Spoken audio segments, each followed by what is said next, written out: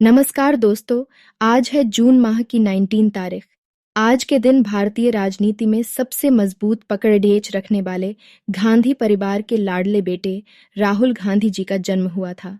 आज उनके जन्मदिन विशेष पर आज हम उस पार्टी के ऐतिहासिक सफर पर चलते हैं जिसने कई दशकों तक पूरे भारतीय भूभाग पर एक छत्र राज किया। In my belief, Congress is tottering to its fall and one of my great ambitions while in India is to assist it to a peaceful demise. साथियों, 28 दिसंबर 1885 में बनी इंडियन नेशनल कांग्रेस के लिए यह शब्द लॉर्ड कर्जन के थे। वही कर्जन जो 1905 में हुई बंगाल विभाजन का कारण था। हालांकि उस वक्त लॉर्ड कर्जन को अपनी यह बात काफी सोच परख लगी होगी, लेकिन यह बात भी सच है कि हमारे इंडिपेंडेंस स्ट्रगल में एक अहम भूमिका निभाने वाली इंडियन नेशनल कांग्रेस आज भी राष्ट्रीय स्तर पर भारत की दूसरी सबसे बड़ी पॉलिटिकल पार्टी के रूप में खड़ी है। यूं तो 1885 में इसके उद्गम से लेकर 1947 भारत के आजाद होने तक कांग्रेस सिर्फ पॉलिटिकल पार्टी नहीं थी, बल्कि उस समय इसका कद इससे भी ऊंचा था। और इसका कारण यह था कि भारत की करोड़ों लोगों की उम्मीदें इसी पार्टी और इसके ही शीर्ष नेतृत्व पर टिकी थीं कि यही वह माध्यम है जो उन्हें अंग्रेजों की गुलामी की बेड़ियों से आजाद कराएगी। अब उस समय पार्टी का क्या वजूद था, इसके बारे में तो हम सब ने बहुत डिटेल में पढ़ा है, पर क्या आप इस पार्टी के भारत की आजादी के बाद के सफर को जानते हैं? अब आप पूछेंगे कि इस सफर में ऐसा क्या खास है, तो हम आपको बता दें कि यह सफर इसलिए खास है क्योंकि यह उतार चढ़ाव से भरा है, मानो कोई रोमांचक उपन्यास चल रहा हो।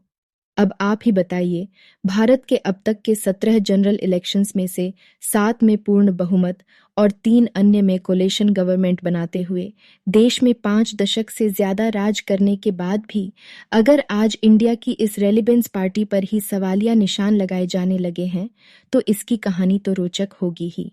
यही नहीं, बहुत से पॉलिटिकल साइंस एक्सपर्ट का तो यहाँ तक मानना है कि आज की यह कांग्रेस वो कांग्रेस है ही नहीं जो 1885 में बनी थी। तो ऐसे में प्रश्न उठता है कि फिर यह कौन सी कांग्रेस पार्टी है, और अगर यह वो असली इंडियन नेशनल कांग्रेस नहीं है तो फिर असली आईएनसी का क्या हुआ? अब ऐसे में इन प्रश्नों का उत्तर देने के लिए हमारे लिए इस पार्टी के इतिहास को जानना बहुत जरूरी है। तो चलिए आज हम इंडियन नेशनल कांग्रेस के इसी सफर की बात करते हैं। लेकिन दोस्तों, उतार चढ़ाव से भरा कांग्रेस पार्टी का यह सफर किसी रोलर कोस्टर राइड से कम नहीं है। इसीलिए अपनी कुर्सी की बेटियां बांध लीजिए और चल पढ़िए किताब बाला के साथ।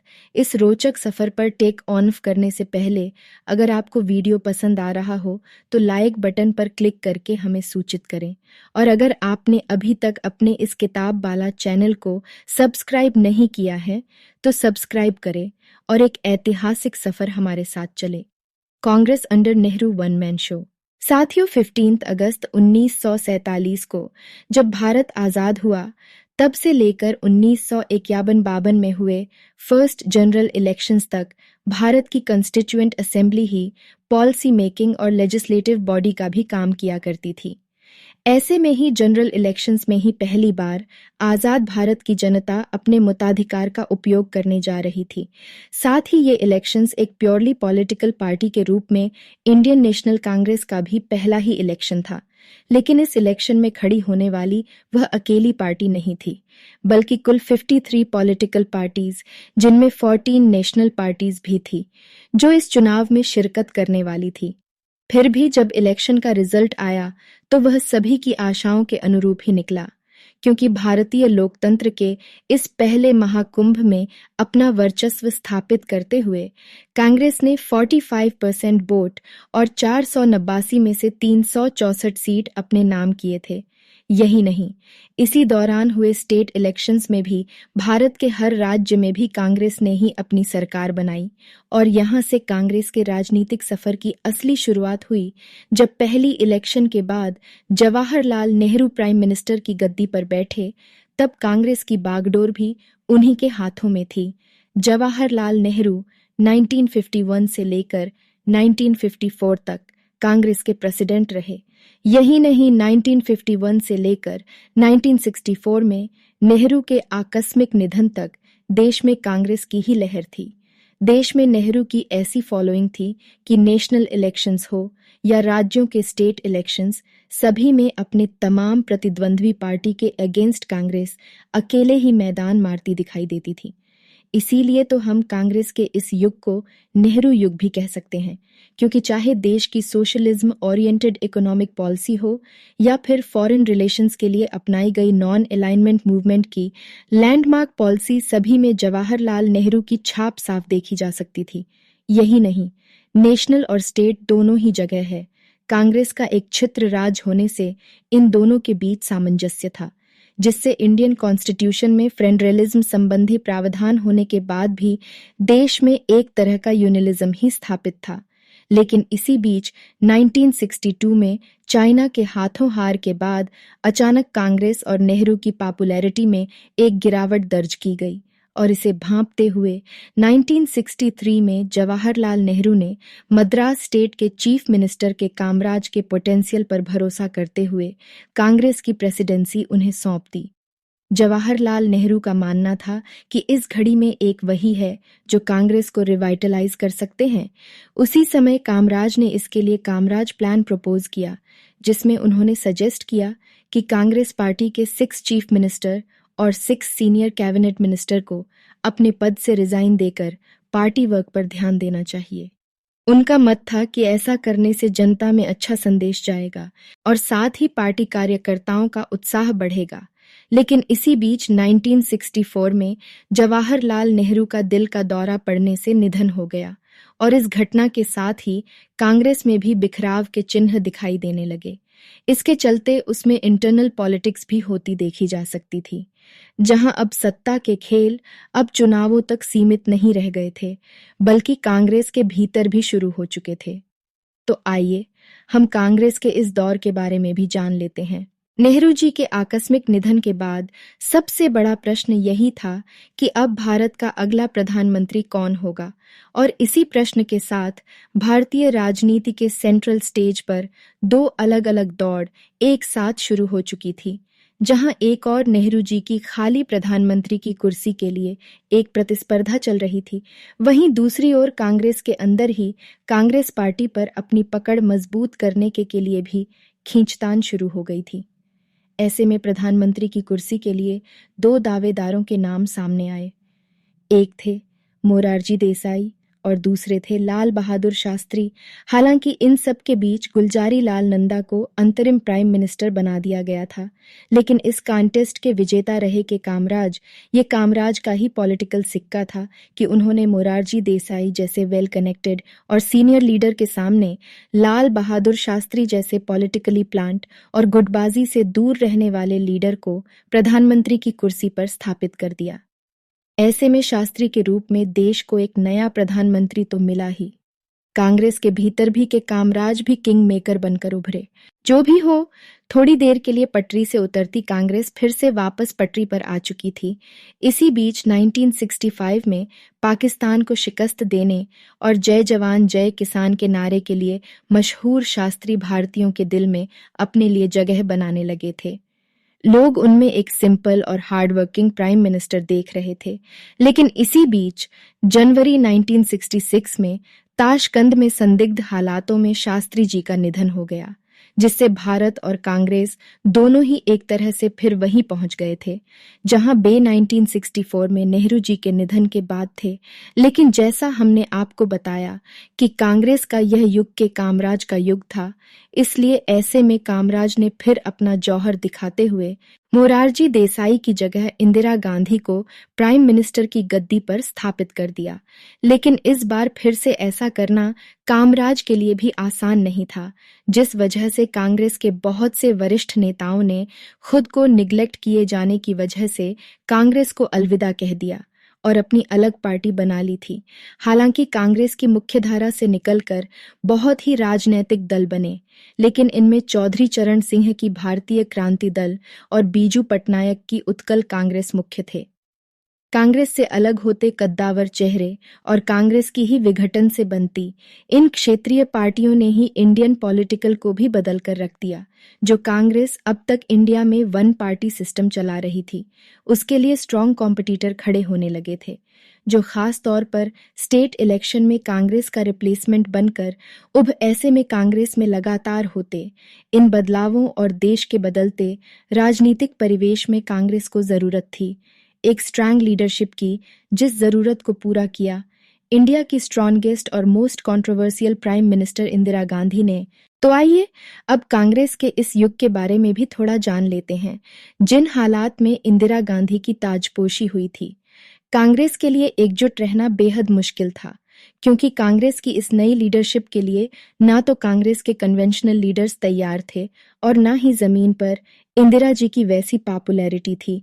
यही कारण था कि जहां एक और कांग्रेस में विरोध के सुर बुलंद हो रहे थे, वहीं दूसरी ओर 1967 में हुए जनरल इलेक्शंस में कांग्रेस की जीत के बाद भी उसका प्रदर्शन उसकी अब तक की इमेज से बिल्कुल उलट था। ऐसे में शायद अपनी इसी पॉपुलैरिटी को स्थापित करने के लिए इंदिरा गांधी ने कांग्रेस के भीतर ही लेफ्ट ग्रुप की संरचना की और साथ ही अपनी पार्टी के दिग्गज नेताओं के मसबरे से अलग अपने फैसले लेने शुरू कर दिए। जैसे प्रेसिडेंट ऑफ इंडिया के पद के लिए पार्टी की नीलम संजीव रेड्डी की जगह इंदिरा ने बीवी गिरी का नाम प्रस्तावित किया। वहीं कांग्रेस पार्टी मेंबर्स की सलाह के विरुद्ध जाकर बैंक नेशनलाइजेशन के फैसले को हरी झंडी दे दी। इसी के चलते कांग्रेस पार्टी प्रेसिडेंट एस नाइजालिंगापा द्वारा इंदिरा को कांग्रेस पार्टी से निष्कासित कर दिया गया। लेकिन इस पर भी हार ना मानते हुए इंदिरा गांधी ने इंडियन नेशनल कांग्रेस के अंदर ही अपना एक नया मोर्चा खोल दिया, जिसे नाम दिया कांग्रेस आर। वहीं दूसरी ओर ओरिजिनल कांग्रेस पार्टी को इंडियन नेशनल कांग्रेस ओ के नाम से जाना जाने लगा, जिसके प्रिंसिपल लीडर्स थे कामराज मोरारजी देसाई निजलिंगप्पा और एस के पाटिल। पार्टी के इस तरह दो गुटों में बंट जाने से इलेक्शन कमीशन ने दोनों दलों को अलग अलग मान्यता दी। जहां एक तरफ ओल्ड कांग्रेस को पार्टी का असली चुनाव चिन्ह यानी एक हल खींचता हुआ दो बैलों का जोड़ा ही चुनाव चिन्ह के रूप पर बना रहने दिया, और वहीं दूसरी ओर इंदिरा के फंक्शन को एक गाय और उसका बछड़ा इलेक्शन सिंबल के तौर पर मिला। फिर भी इन धुरंधर लीडर्स के बीच इंदिरा ने कांग्रेस पार्टी पर अपनी पकड़ और मजबूत कर ली, जिसकी वजह से ओनल इंडिया कांग्रेस कमेटी के साथ 105 में से 446 मेंबर्स इंदिरा के साथ हो लिए। वहीं दूसरी ओर कांग्रेस पार्टी को केवल 65 एमपी ही समर्थन प्राप्त हुआ। ऐसे में लोगों को यह विश्वास हो गया कि इंदिरा गांधी ही कांग्रेस की असली उत्तराधिकारी है और उन्हीं की पार्टी असली कांग्रेस है। इसी बीच इंदिरा गांधी के गरीबी हटाओ जैसे पापीलिस्टक और ग्रीन रिवॉल्यूशन जैसे फैसलों की वजह से इंदिरा गांधी की पॉपुलैरिटी बढ़ी और उनकी कांग्रेस ने 1971 के मिड टर्म इलेक्शन में लैंडस्लाइड विक्ट्री हासिल की। पर इस कहानी में अगला मोड़ आया। 12 जुलाई 1975 को इलाहाबाद हाई कोर्ट ने इंदिरा गांधी के लोकसभा इलेक्शन को इलेक्ट्रल मेल प्रैक्टिसेस के आरोप में इनवैलिड घोषित कर दिया, जिससे कि कांग्रेस के भीतर और बाहर दोनों ही जगह इंदिरा गांधी के रेजिग्नेशन की मांग उठाई जाने लगी। लेकिन इंदिरा गांधी ने यह मांग दरकिनार करते हुए सुप्रीम कोर्ट में अपील दायर कर दी। साथ ही इस मामले को लेकर अपना विरोध बढ़ता देख इंदिरा गांधी ने भारतीय लोकतंत्र का सबसे विवादास्पद फैसला ले लिया, जिसमें पीएम इंदिरा गांधी के ही रिकमेंडेशन पर प्रेसिडेंट फखरुद्दीन अली अहमद में आर्टिकल 352 के अंतर्गत 25 जून 1975 को नेशनल इमरजेंसी डिक्लेयर कर दी। लगभग 21 महीने चली। इस नेशनल इमरजेंसी में सभी विरोधी पार्टी के लीडर्स को बिना उचित सुनवाई जेल में डाल दिया गया। यही नहीं, इंदिरा गांधी की स्टेट मशीनरी और खास तौर पर उनके बड़े बेटे संजय गांधी ने इंडियन मास के लीगल, पॉलिटिकल और डेमोक्रेटिक राइट्स तक की धज्जियां उड़ाकर 23 मार्च 1977 को, जब यह इमरजेंसी ऑफिशियल खत्म हुई और प्रिजनर्स को रिलीज किया गया, तो लोकसभा के फ्रेश इलेक्शंस होना लाजमी था, क्योंकि इमरजेंसी की वजह से लोकसभा का कार्यकाल ऑलरेडी 2 साल एक्सटेंड हो चुका था। ऐसे में मार्च 1977 में ही इलेक्शंस ऑर्गेनाइज करवाए गए, जिसमें जनता पार्टी के नाम से एकजुट हुए एंटी इंदिरा अपोजिशन पार्टीज ने लैंडस्लाइड विक्ट्री हासिल की। यही नहीं, इंदिरा गांधी अपनी लोकसभा सीट बचा पाने में भी नाकामयाब रहे। ऐसे में यह माना जाने लगा था कि यह इंदिरा गांधी और कांग्रेस का अंत है। लेकिन इसी बीच जनवरी 1978 में इंदिरा गांधी अपने सहयोगियों के साथ मिलकर कांग्रेस से अलग हो गई और उन्होंने की नई अपोजिशन पार्टी बनाई, जिसका नाम कांग्रेस आई रखा गया। इस नाम में आई इंदिरा को सिग्निफायर करता था, जो 1996 तक कांग्रेस पार्टी के नाम से जुड़ा रहा है। कांग्रेस की नई मेकओवर में मानो उसमें नई जान फूंक दी, क्योंकि जनता गवर्नमेंट के सरकार गिर जाने से 1980 में कराए गए जनरल इलेक्शंस में इंदिरा गांधी की इस कांग्रेस आई विक्ट्री अपने नाम की और इसी के साथ ही इंदिरा फिर प्रधानमंत्री की कुर्सी पर जा बैठी। वहीं 1984 के जनरल इलेक्शन में इलेक्शन कमीशन ने भी यह डिक्लेयर कर दिया कि यह इंदिरा की कांग्रेस आई ही असल कांग्रेस मानी जाएगी। लेकिन इसी साल इंदिरा की नृशंस हत्या ने पूरे देश को झकझोर कर रख दिया। ऐसे में अनाथ हो चुकी कांग्रेस और प्रधानमंत्री की कुर्सी को एक बार फिर नेतृत्व की जरूरत थी, जिसे पूरा किया इंदिरा गांधी के पुत्र राजीव गांधी ने। लेकिन इन दोनों गद्दियों को यंग और अनएक्सपीरियंस्ड राजीव गांधी को सौंपने के साथ ही कांग्रेस के भविष्य को लेकर यह बात भी स्पष्ट हो गई कि अब यह वह कांग्रेस नहीं है जो 1885 में बनी थी, बल्कि ये इंदिरा गांधी की कांग्रेस है, जिसमें अब वंशवाद का बोलबाला रहेगा और इसे उनके पुत्र आगे बढ़ाएंगे। पर इंदिरा की हत्या से स्तब्ध पूरे देश में कांग्रेस और उसके नए उत्तराधिकारी को अपनी सर आंखों पर बिठाया और यहां से ऐसा लगा कि अब कांग्रेस का यह वर्चस्व ऐसी ही कायम रहेगा। लेकिन लगभग यही से कांग्रेस की राह कठिन होनी शुरू हो गई थी। The phase of fierce competition and rise of coalition government mid 1980 आते आते भारत का राजनैतिक मंच परिपक्व हो चुका था। कांग्रेस पार्टी से टूटकर बने बहुत से क्षेत्रीय दल अब मजबूत हो चुके थे। यही नहीं, इमरजेंसी जेपी आंदोलन और जनता गवर्नमेंट के फलस्वरूप बहुत सी नई पार्टी भी अब दिन पर दिन जन्म लेने लगी थी। ऐसे में नेशनल पॉलिटिक्स हो या स्टेट इलेक्शंस, कांग्रेस को कड़ी प्रतिस्पर्धा मिलने लगी थी। इस समय कांग्रेस के सामने सबसे बड़ा प्रतिद्वंद्वी था जनता दल, जो जनता पार्टी, लोक दल जनमोर्चा और इंडियन नेशनल कांग्रेस से मिलकर बनी थी। ये दल नेशनल लेवल पर अकेले तो कांग्रेस को सीधी टक्कर देने में सक्षम नहीं थे, लेकिन एक दूसरे से गठजोड़ करके इन्होंने कई बार कांग्रेस का तख्ता पलट किया, जिसके चलते 1989 से 1999 तक भारत ने कई प्रधानमंत्री और कांग्रेस ने कई नए पुराने प्रतिद्वंद्वी देखे। साथ ही इसी बीच कांग्रेस का भविष्य समझे वाले राजीव गांधी की हत्या कर दी गई। ऐसे में कांग्रेस की बागडोर भी कई हाथों में गई, जिससे कांग्रेस के गिरते वर्चस्व को साफ देखा जा सकता था। लेकिन कांग्रेस में इस उठापटक के फेज को खत्म होते होते भारत की नई सबसे बड़ी पार्टी बीजेपी का उदय हो चुका था, जो अब नेशनल डेमोक्रेटिक अलायंस के रूप में इन सभी छोटे छोटे दलों का नेतृत्व करने की क्षमता रखती थी। वहीं दूसरी ओर 1996 में कांग्रेस आई ने भी अपने इंदिरा गांधी के समय जुड़े इस आई को अपने नाम से अलग कर दिया और फिर से केवल इंडियन नेशनल कांग्रेस के नाम से जानी जाने लगी। ऐसे में इस नई कांग्रेस ने भी अपनी गिरती पॉपुलैरिटी और बदलते हालातों से समझौता करते हुए गठजोड़ की पॉलिटिक्स शुरू कर दी। तो चलिए अब हम कांग्रेस के इस आखिरी और करंट फेज को भी करीब से जान लेते हैं। द डाउनफॉल दोस्तों, मिड 1999 से ही देश के राजनीतिक मंच पर कांग्रेस का वर्चस्व गिरने लगा था। एक सक्षम नेतृत्व की कमी, अपनी गवर्नेंस के दौरान लगे भ्रष्टाचार के आरोप और देश की परिपक्व होती राजनीति में कांग्रेस अपनी जमीन तलाश पाने में स्ट्रगल कर रही थी। इसी बीच जब 1998 में राजीव गांधी की पत्नी श्रीमती सोनिया गांधी को उनके विदेशी बैकग्राउंड और राजनैतिक समझ न होने के बावजूद कांग्रेस प्रेसिडेंट बनाया गया, तो इस पार्टी के डिनेस्टिक पॉलिटिक्स पर मुहर लग गई और तब से लगभग 25 साल बीत जाने के बाद भी कांग्रेस की डोर मुख्यतः है सोनिया गांधी के ही हाथों में रही, जिससे बीच बीच में उनके पुत्र श्री राहुल गांधी को भी सौंप दिया जाता है। हालांकि वर्तमान 2023 में आकर कोई गैर गांधी नेता मल्लिका अर्जुन खड़गे कांग्रेस का राष्ट्रीय अध्यक्ष के पद को सुशोभित कर रहा है। लेकिन यहाँ समझने वाली बात यह भी है कि यह पार्टी वो 1895 की इंडियन नेशनल कांग्रेस नहीं है, बल्कि इंदिरा गांधी द्वारा बनाई गई कांग्रेस आई का ही रूपांतरण है। ऐसे में इसका एक परिवार के इर्द गिर्द घूमना समझना मुश्किल नहीं है। हालांकि यह बात सही है कि नहीं 1998 के बाद भी कांग्रेस ने 2 टर्म में देश पर शासन चलाया, लेकिन यह शासन भी यूपीए यानी यूनाइटेड लाइंस के नाम से गठजोड़ से ही संभव हो पाया था। उस पर भी सरकार को रिमोट कंट्रोल की सरकार कहा जाता था, जिसका कंट्रोल कांग्रेस प्रेसिडेंट के हाथ में था। यही नहीं, अगर हम आज की स्थिति में भी देखें तो कांग्रेस अपने सर्वाइवल के लिए भी स्ट्रगल करते दिखाई दे रही है।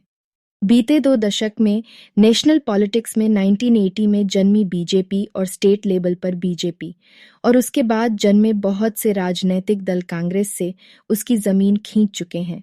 और इसका कारण अब भी वही है जो लगभग 2.5 दशक पहले था, यानी सक्षम नेतृत्व की कमी और डायनेस्टिक पालक। यही वजह है कि धीरे धीरे न केवल जनता पार्टी से दूर होती जा रही है, बल्कि पार्टी के शीर्ष नेतृत्व एक एक करके उसका साथ छोड़ते चले जा रहे हैं। पर फिर भी यह बात सोच का विषय है कि इस देश को 6 प्रधानमंत्री देने के बाद भी आज की पार्टी केवल कुछ राज्यों में ही अपने बल पर सरकार बनाने में सक्षम हो पाई है।